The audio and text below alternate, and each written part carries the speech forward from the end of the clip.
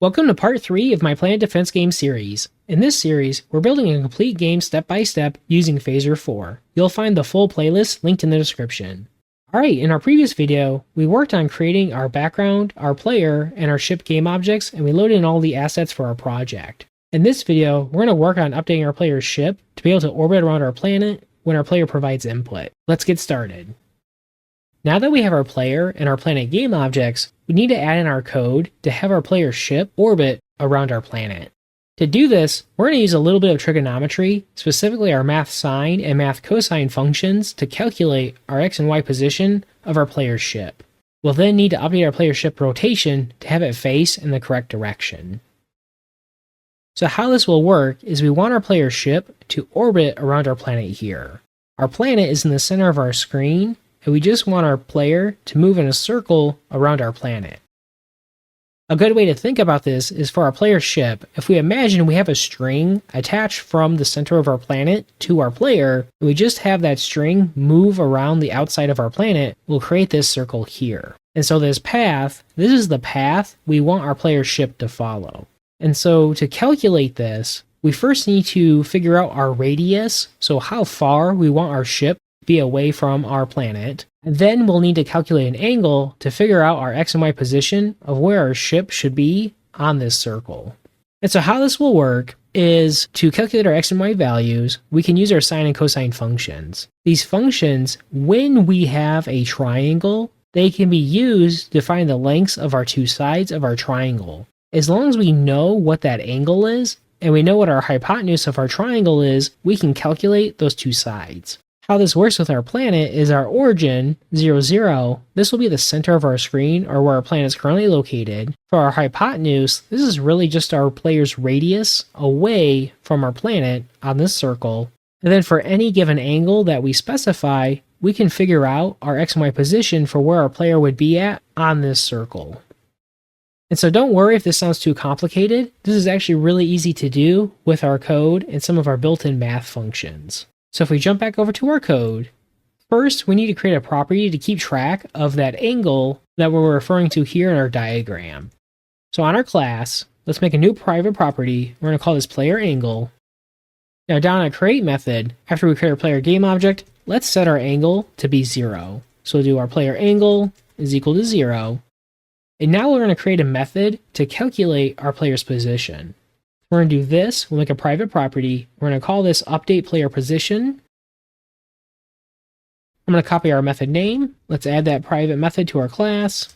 And since we're calculating our player's position here, I'm going to update our x and y values here to be 0 from when we first create our game object. So now in our method, we want to calculate our x and y values. So we do const x is going to be equal to this, our scale manager. We want to grab our width and divide it by 2. We're going to add this, our planet, our display height. We're going to divide that by 2. And now we're going to multiply it by our math and then our cosine function. And then we need to pass in our player's angle. So now for our y value, this is very similar. So I'm going to copy this line of code. Let's paste it. Do our const y. It's going to be equal to our scale manager. We want to grab our height. And then we'll do our planet's display height divided by 2. We're going to multiply it by our math.sine. Now that we have our x and y properties, let's do this. We're going to do our player. We'll do set position. And we'll pass in our x and y properties.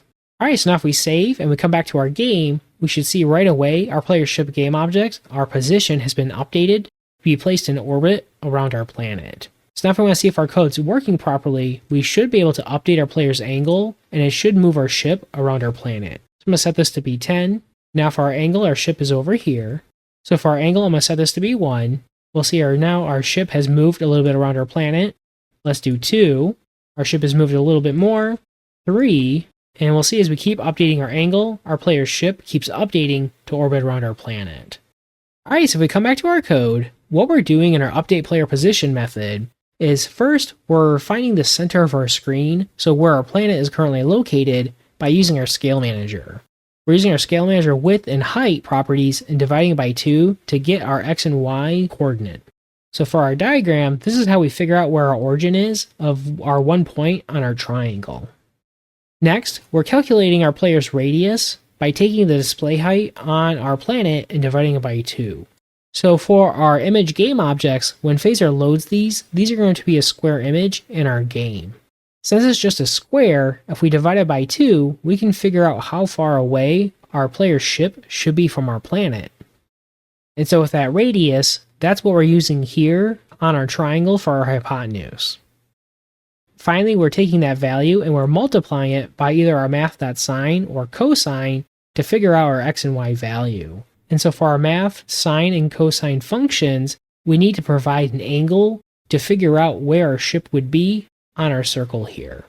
So as an example, when our angle is set to 0 degrees, our player's ship should be located over here. And as we increase our angle, our player's ship should move around our orbit here. So a few things to know as we're talking about our degrees here and calculate our x and y position, and when we run our code and update our position in our game, is when we're calculating our x and y position, when we do our degrees, we're starting at 0 degrees here, and we're moving this way around our circle. So instead of moving counterclockwise to calculate our angles, really for our Phaser game, 90 degrees is down here, 180 is over here, and 270 is up here. The second thing is when we use our math.sine and math.cosine functions, these functions expect us to pass our argument as a radian instead of degrees. And so this is important to note because when we pass in our values of 0, 1, 2, 3, 4, and 5, we saw our ship moved very far around our circle, where if it was degrees, we'd expect our ship not to move very far. And so if we do a quick calculation on our radians to degrees, we'll see when we pass in 0, this is 0 degrees. When we pass in 1 radian, that's about 58 degrees. 2 is about 115. 3 is about 172. And then 4 is about 229. So when we passed in those values, that resulted in our ship moving quite far around our orbit because our radians were converted to that number of degrees. Since we're really working in radians, let's update our property to reflect that. So we'll do player angle in radians. Let's copy that. We'll come down here. We'll update our references to that property. So now that we have our logic for updating our player's ship's x and y value, now we just need to update the rotation of our ship's game object so it faces outwards away from our planet. To figure that out, if we come down to our update player position method, after we update our x and y value, let's reference our player game object. We're going to reference our rotation property. We're going to set it equal to this, our player angle. We're going to add our math.pi. We'll divide it by 2. So now if we come back to our game, we'll see our ship has now been rotated to face away from our planet. Likewise, if we update our angle, our player ship's location should be updated and it should be facing away from our planet. Now that we have our player's ship orbiting around our planet, we'll want our player to be able to control it. So let's hook up some input. We'll listen for our left and right arrow key presses, and when one of these keys are pressed, we're going to update our player angle and radians property.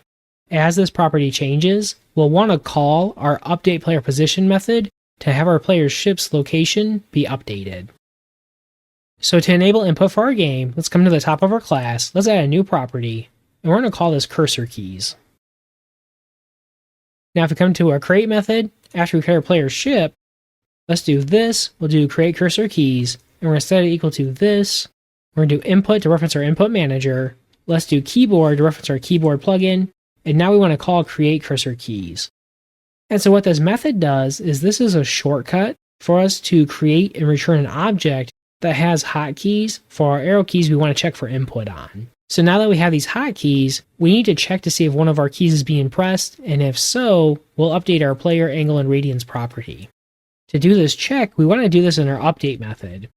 Our update method is going to be called multiple times per second or once for every tick of our game loop automatically by Phaser. And so this method is really great for when we want to check for our player's input and then handle it accordingly. So now to check to see if one of our keys is being pressed, we'll do if.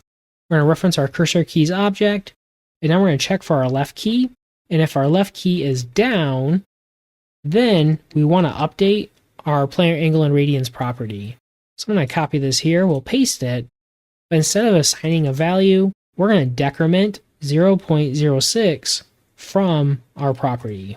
Now we want to do the same thing if our right key is pressed. So I'm going to copy this, and we're going to do else if our right key is down. Then we want to increase our radians. Finally, after we update our player angle and radians property, now we want to call our method for updating our player's position. So we're going to copy this line of code, we'll paste it, let's save, come back to our game. So now if we press our left key, we'll see our player's ship starts orbiting around our planet counterclockwise. If we press our right key, our ship will orbit around our planet in the other direction. Nice. And that's it. We now have our player's ship orbiting around our planet, fully controlled by our keyboard. In our next video, we'll make our ship fire bullets outward, and that's when the action really begins.